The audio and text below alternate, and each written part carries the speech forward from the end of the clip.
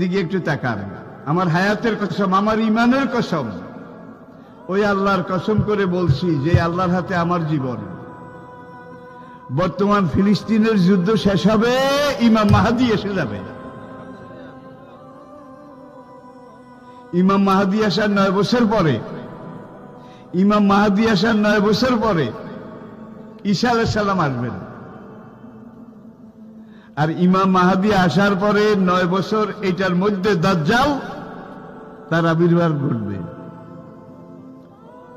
এমন সময় আমি আপনাদের সাথে কথা বলছি, হাদিসের ভাষ্য অনুযায়ী